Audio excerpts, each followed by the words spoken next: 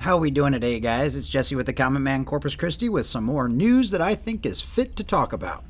So I saw this yesterday morning, and I thought this was absolutely glorious, and I figured you guys would enjoy seeing it today, knowing that not everybody in the world is complying with all of the king ding-a-ling that currently thinks he's in charge of the whole world, Joe Biden, and Bill de Blasio. So watch New York City Teachers Protest as vaccine mandate comes into effect. So if anybody that didn't know, if anybody that's been living under a rock wasn't aware of this, New York City has requiring a vaccine mandate for all of their teachers, staff, students, a whole bunch of people, all their teachers.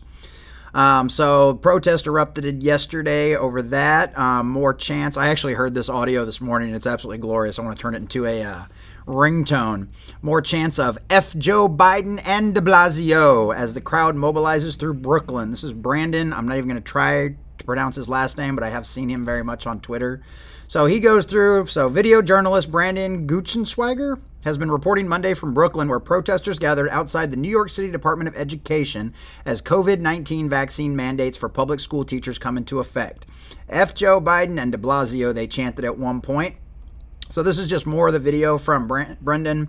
Protests starting together outside the Department of Education, march against the vaccine mandates.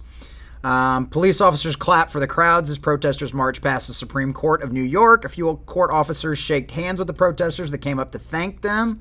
So that's really cool. Let us teach, chants from the crowd at today's march against the New York vaccine mandate. Hundreds now outside the New York City Department of Education in Brooklyn. Chants of hold the line, we will not comply from the crowd. So one of the reports I heard from yesterday about a lot of these protests is you actually had Black Lives Matter and Trump supporters marching side by side in New York City.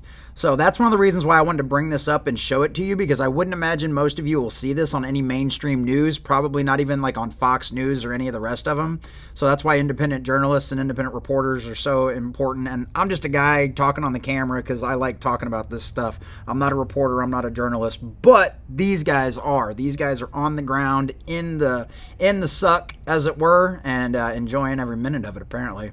Shame on you, chants from the crowd outside the NYC Department of Education at today's anti-mandate protest in Brooklyn. When we all say no, the system is going to collapse and they won't be able to operate without us. Speeches outside the NYC Department of Education as today's mandate protests get underway. And that's true. If we all stood up and said no at the exact same time, all of this would go away. You know, fortunately, a lot of us, probably some of you watching this video, most of you probably watching this video, live here in Texas, and, you know, we've got it pretty good here. So that's why it makes me so sad for all these people in these other horrible cities. But we tried telling you to get out. Chants of the system is corrupt outside the NYC Department of Education at today's teachers' march against the vaccine mandate. So this just goes on and on. Protesters marching into Manhattan over the Brooklyn Bridge. I guess that's an Australian flag, or solidarity with Australia, which totally down for. Solidarity with poor Australians. Yeah, more chants of F Joe Biden and de Blasio as the crowd mobilizes through New York. Goes on to the Brooklyn Bridge, shutting down the Manhattan-bound side of the roadway amidst chants of Save Australia. Hell yeah, absolutely. What does that sign say? Medical candidates, HB&H freedom, no digital passports. Nice, I like that. So yeah, so that's a bunch of the stuff there. So check this out. There's some more videos over here. This is from Leroy Johnson. A lot of the same kind of stuff here. This is going to screw with me.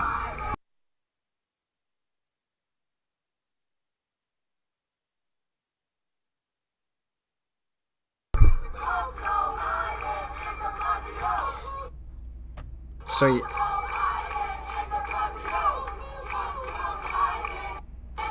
I kind of had that stuck in my head all morning when I was taking a shower. I saw that right beforehand. That was pretty entertaining. So that's another one. And then Scooter's got a bunch of stuff over here. Scooter Caster. She's been doing a lot of the same stuff that the other guy that was in the Politico article was doing. She's got a whole bunch of stuff over here. How dare they? I belong in a classroom teaching science. Shouts a man during anti-mandates protests. Sons of female dogs. Hundreds took over New York City to protest vaccination dates. DOE. Yeah, take that mask off. You gotta breathe. Wow, there's all kind. Man, these people are mad. Oh, I like this old man. That's freaking awesome. And de Blasio chant animated protests as they take over the Brooklyn Bridge. Yeah, so this is a lot of the same stuff. These are just some different angles. Like I said, I wanted you guys to see this stuff because I wanted everybody to understand that this is happening, that these protests are all over the place, and that it's not just the mainstream. You know, don't pay attention to just the mainstream media. You have to look at these other alternative news sources and check things out and see this stuff for yourself. Find these independent journalists and show their stuff. Because as I'm about to show you right now, you can't always trust the mainstream media even when they're trying to do things on the fly. So this one was funny. If you hadn't seen this, this is pretty entertaining. This was a NASCAR event over the weekend. NBC reporter attempts damage control as NASCAR fans chant F Joe Biden. Now, mind you, this isn't some right-wing rag that's reporting on this. This is Newsweek. See that? Newsweek. So here we go. This is hilarious. NBC reporter Kelly Stavis responded to an awkward situation when she interviewed winning NASCAR driver Brandon Brown against a backdrop of the race fans chanting F Joe Biden. The incident was filmed on NBC Sports after Brandon Brown secured the win at the Talladega Superspeedway in Alabama on Saturday. Brown, clearly still processing his win, said, "Oh my God, this is just everything we've hoped and dreamed of. Everything I've ever wanted to do is take this trophy home to mom and dad." That's really sweet. That's nice. I like NASCAR guys. Stavinus noted the chants coming from the crowd when the camera shifted to the bleachers after Brown thanked his sponsors. "As you can hear the chants from the crowd, 'Let's go Brandon,'" said the quick-thinking reporter. The crowd, however, was chanting F Joe Biden. Stavis quickly moved to deflect any further attention from the crowd and asked Brown more about the race. It is the latest case where anti-Biden chants have been heard at sporting events across the U.S. The chant was also heard at the Ryder Cup this week as fans celebrated the U.S. team's 19-9 victory over the Europeans. One video captured the moment the cheers turned into hostile chanting against the Democratic president. The president was also booed by fans at this week's congressional baseball game, one of the few occasions where somewhat friendly atmosphere between Democrats and Republicans is attempted. Okay, fair point on this one, though. It was basically just the Republicans booing. So, what a shocker there. Bipartisan. Yeah, whatever. College football games have also become fertile ground for supporters unsatisfied with President Biden to share their political message from the stands. The chant appeared to have first picked up steam at a Texas A&M Aggies game. Go Texas. Aggies. Whatever. Against Kent State Golden Flashes earlier in the month on September 4th, and again during the Coastal Carolina game against the Citadel Bulldogs on September 2nd. Donald Trump suggested the chants demonstrated the media can't run cover for him anymore in an interview with the right-wing news outlet, how rude, the Daily Caller, early in September. The U.S. has continued to be divided along political lines following the election. According to recent polls, this is kind of interesting, roughly 52% of people who voted for the Republican former President Trump either somewhat or strongly agree that they want to split from the country. This is compared to 41% who voted for the Democratic President Joe Biden who agree with the idea. But some political thinkers reject that the idea of red or blue states entirely and point to the fact that all states have a mixture of Republicans, Democratic, and other third-party voters as well. But at the same time, you see who's in charge of these different states. So remember, this is why you can't trust the mainstream news. This lady was literally right there in front of God and everybody, and MSNBC did not even bleep this. They were playing it like normal, which it might have been a live event, so they might have been able to, but there's supposed to be a 10-second delay. I don't know. Anyway, I digress. So even on the fly, even though this lady is right here in front of God and everybody, and this is on live television, she still just lies. You know, they want to call it quick thinking on her feet, whatever. You're still lying. So, and this isn't the only time. Apparently at the, New York Jets NFL game? At the New York Jets NFL game. This must have been over the weekend too. So Sunday, football day, obviously. A popular F Joe Biden chant has been heard in sports areas, music venues, and bars across the country. Yep, on the Sunday. Yep, we know all that. On Sunday, the Old Road Twitter account, who had been sharing videos of F Joe Biden chants on his tweets, heard during the New York Jets game against the Tennessee Titans on Sunday. The account also tweeted smaller chants being sung at unnamed live musical venues and other performances on Sunday. So yeah, the New York Jets game and the Tennessee Titans as well. So, this isn't one-sided anymore, guys. You know, you've got the New York City Teachers Union. The New York City Teachers Unions, folks. Somebody I didn't think I would ever agree with on anything. But this F. Joe Biden, or as our lovely little NBC reporter, let's go Brandon. So this is a good time. I want to go ahead and mention this now. We do have a new t-shirt up. I wasn't the only one that did this. A lot of people whipped this t-shirt up really, really quickly yesterday when all this stuff went down, but I figured why not jump on the bandwagon at the same time. So in case you want to say F Joe Biden and only have those of us that really know what's going on actually know what it is, here we go. We have a t-shirt that says Let's Go Brandon on it. I might make some variations of that, but go check out the Teespring. Go check out the little Creator Spring store I've got. I'll leave a link down in the description if you want to get one of these t-shirts and help support the channel. So, but yeah, back to the fact that they're just lying about everything and lie right through their teeth from the beginning. Just so you know, I want to go over this one more story real quick from Timcast, which timcast.com is a very good internet journalist site that I really enjoy. I watch the IRL all the time. That's actually where my t-shirt's from, is from this website.